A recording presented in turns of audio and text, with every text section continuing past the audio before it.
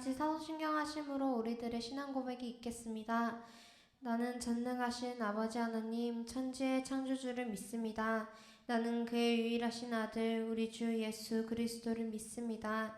그는 성령으로 잉태되어 동정녀 마리아에게서 나시고 본디오 빌라도에게 고난을 받아 십자가에 못 박혀 죽으시고 장사된 지 사흘 만에 죽은 자 가운데서 다시 살아나셨으며 하늘에 오르시어 전능하신 아버지 하나님 우편에 앉아 계시다가 거기로부터 살아있는 자와 죽은 자를 심판하러 오십니다. 나는 성령을 믿으며 거룩한 공교회와 성도의 교제와 죄를 용서받는 것과 몸의 부활과 영생을 믿습니다. 아멘. 할렐루야! 이 자리 가운데 나오신 여러분들을 주님의 이름으로 사랑하고 축복합니다. 오늘 정말 오랜만에 모두가 같이 함께 나와 추수감사 주일 예배를 올려드립니다. 주님께서 뿌려주신 씨앗들이 싹 튀어 풍요로운 곡식들을 거두게 하신 주님께 감사하는 마음을 가지고 이 시간 예배 가운데 나아가는 귀한 시간이 되길 바랍니다.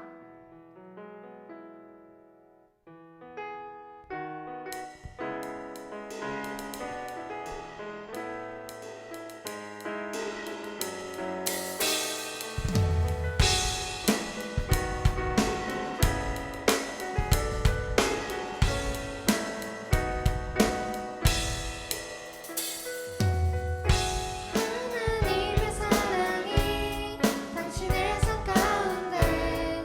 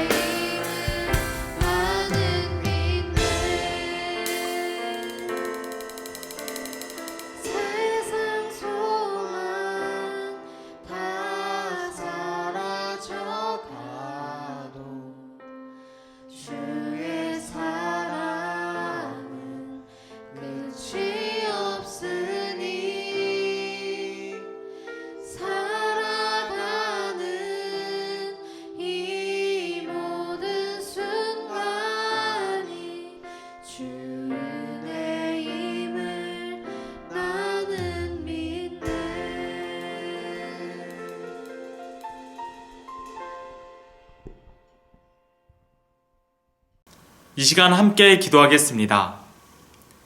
사랑의 하나님 아버지, 오곡백가의 결실을 맺는 추수감사주의를 맞이하여 하나님께 나아갈 수 있게 하시니 감사합니다. 지난 한 해를 돌아보면 어려움도 참 많았지만 그 속에서 주님의 은혜를 경험하였고 그 은혜를 기억합니다. 하나님이 선하신 계획 속에 살아가는 저희 모두가 되게 하시고 삶 가운데 늘 감사하며 살아갈 수 있도록 도와주세요. 그리하여 저희들의 삶을 통해 많은 사람들이 감사를 경험하게 하시고 기쁨과 은혜가 충만할 수 있도록 인도해 주시옵소서. 이 시간 말씀 듣습니다. 들려지는 말씀을 통해 하나님의 마음, 하나님의 계획과 뜻을 알아가게 하시고 크고 놀라우신 주님의 사랑을 가슴에 품고 살아갈 수 있도록 인도해 주세요. 우리 구주 예수님의 이름으로 기도합니다. 아멘. 자, 이 시간 함께 말씀 보겠습니다. 오늘 함께 보실 하나님의 말씀은 신명기 34장 7절부터 12절까지 말씀입니다. 신명기 34장 7절부터 12절까지 말씀, 구약 성경 318면에 있습니다. 우리 이 시간 함께 말씀 읽겠습니다. 모세가 죽을 때 나이 120세였으나 그의 눈이 흐리지 아니하였고 기력이 쇠하지 아니하였더라. 이스라엘 자손이 모압 평지에서 모세를 위하여 애고가는 기간이 끝나도록 모세를 위하여 30일을 애고가니라. 모세가 눈의 아들 여호수아에게 안수하였으므로 그에게 지혜의 영이 충만하니 이스라엘 자손이 여호와께서 모세에게 명령하신 대로 여호수아의 말을 순종하였더라. 그 후에는 이스라엘의 모세와 같은 선지자가 일어나지 못하였나니 모세는 여호와께서 대면하여 아시던 자요 여호와께서 그를 애굽 땅에 보내사 바로와 그의 모든 신하와 그의 온 땅과 모든 이적과 기사와 모든 큰 능력과 위엄을 행하게 하심에 온 이스라엘의 목전에서 그것을 행한 자이더라. 아멘. 이 시간 함께 말씀 제목 보겠습니다. 말씀 제목 보여주세요. 하나, 둘, 셋. 우리 큰 목소리로 함께 읽어볼까요? 시작! 네, 감사합니다. 그럼에도 감사합니다 라는 제목으로 이 시간 함께 말씀 나누도록 하겠습니다. 여러분, 오늘은 우리 교회에서 정한 추수감사주일이에요. 보통 많은 교회들은 11월 셋째 주를 추수감사주일로 지키곤 하는데요. 우리 교회는 11월 첫 번째 주일을 추수감사주일로 지키고 있습니다. 추수감사주일에 대한 유래에 대해서는 여러분들 굉장히 많이 들어보셨을 거예요. 그런데 혹시나 모르는 사람이 있을 수도 있으니까 우리 잠시 이야기 나누도록 하겠습니다. 추수감사주일은 무엇이냐면요, 한 해의 수확을 끝내고 지금까지 베풀어 주신 하나님의 은혜에 감사하는 절기예요. 과거 미국으로 이주한 청교도들이 1621년 가을 플리머드에서 행한 것으로부터 시작되었는데요. 저희 한국교회는 1904년에 처음 이 추수감사주일이 들어왔습니다.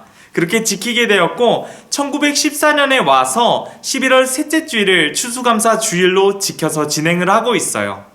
그런데 이 추수감사주일의 진정한 유래는 바로 성경에서부터 시작됩니다. 성경을 보면 이스라엘 민족은 딱 두 번의 추수감사절을 보내요. 그 첫 번째가 바로 맥추절이고 그 두 번째는 바로 초막절이에요. 그러면 맥추절은 무엇이고 초막절은 무엇일까? 맥추절은 뻣뻣한 보리만 먹다가 밀을 수확하게 되면서 이제 감사하게 되는 그런 절기예요. 이게 바로 맥추절이라는 것이죠. 그리고 초막절은 우리가 지내고 있는 이 추석과 같은 개념인데요. 1년 중에서 가장 싱싱한 과일을 먹을 수 있고 또 창고에 곡식이 쌓이기 때문에 감사하는 절기가 바로 초막절이라는 것이죠. 그리고 이 맥추절과 초막절은 우리 사람이 결정하고 정한 절기가 아니에요. 하나님이 직접 만들어 주셨고 하나님이 직접 지키라고 지시한 명절이 바로 이 초막절과 맥추절이라는 것이죠. 결국 이 추수감사주일은 한 해를 마무리하고 또 감사하며 보내는 절기라는 것입니다.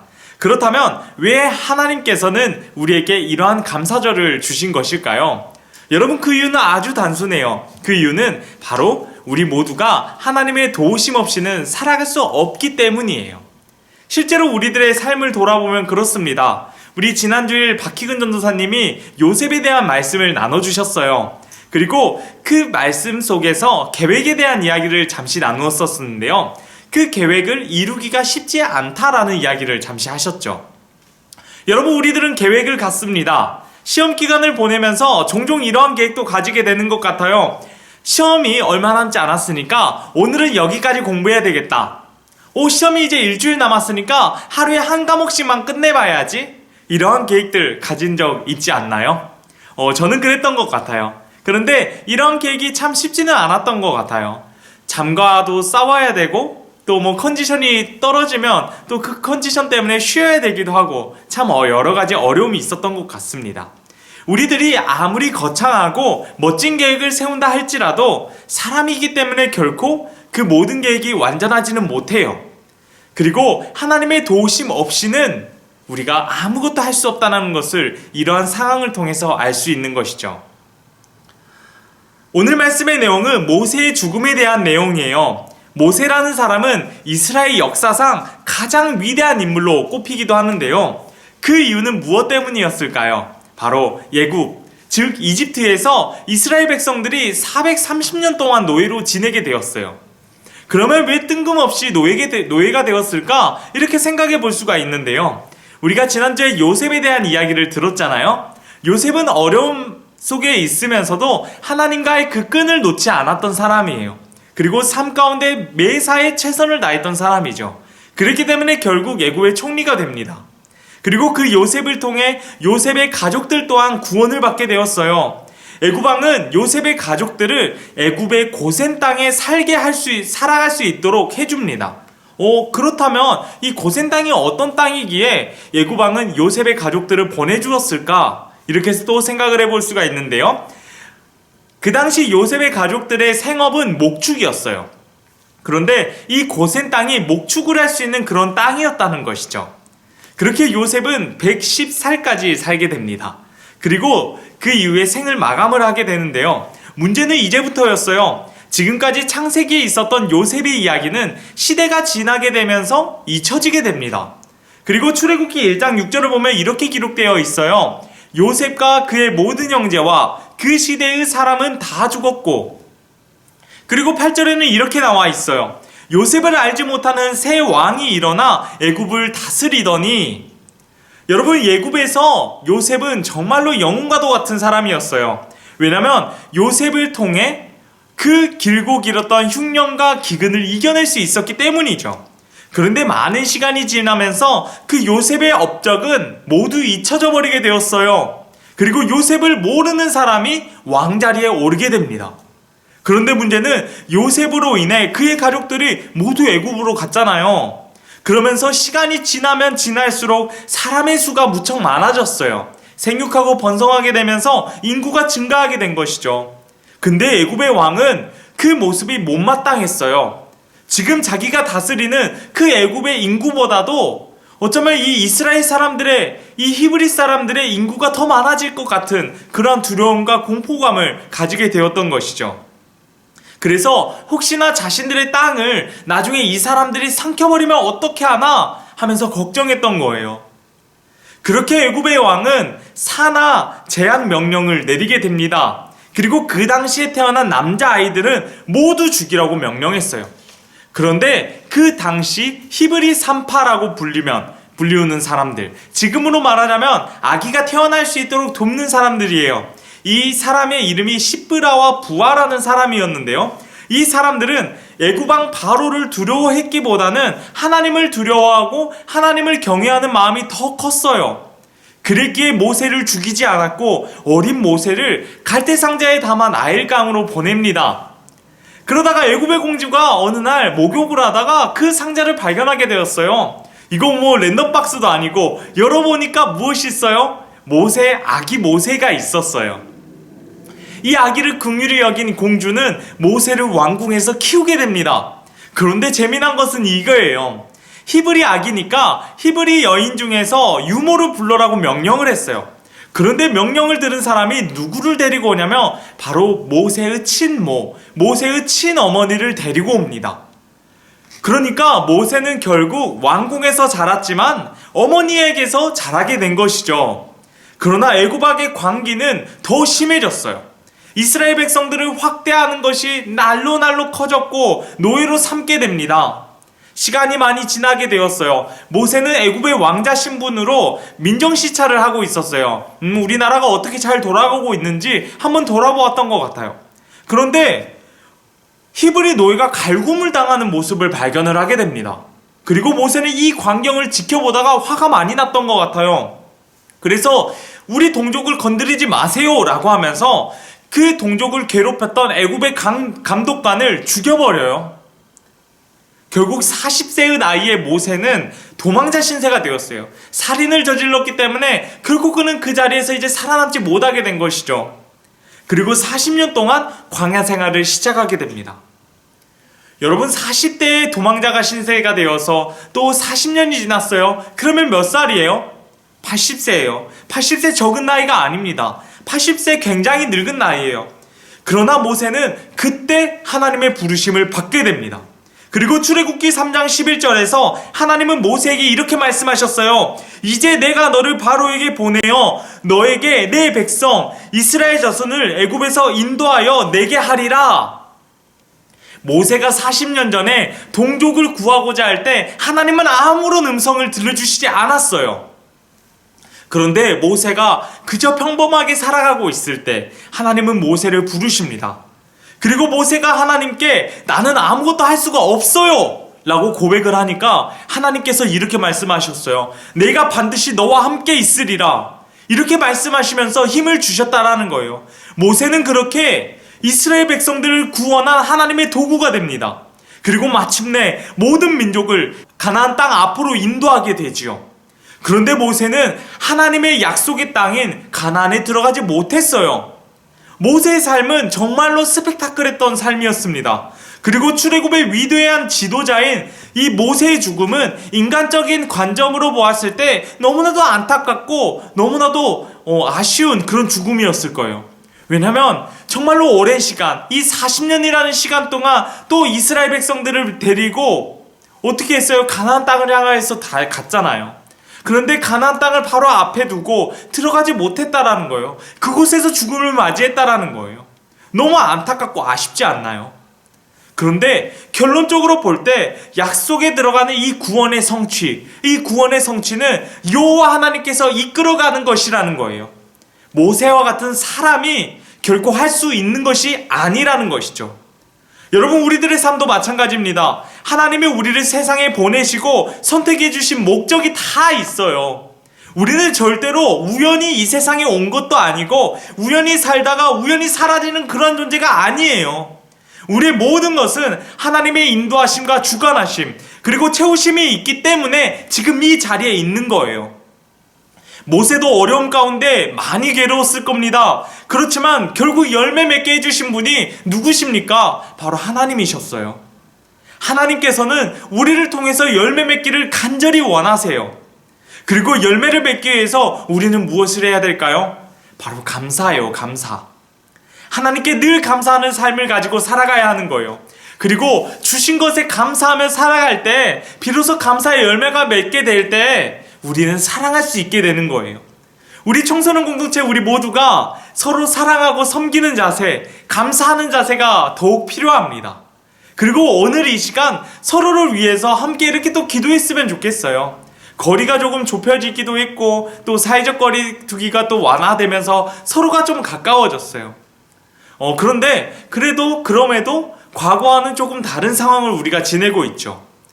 그럼에도 우리가 가져야 하는 것이 있다면, 가져야 하는 마음이 있다면 바로 감사하는 마음이에요.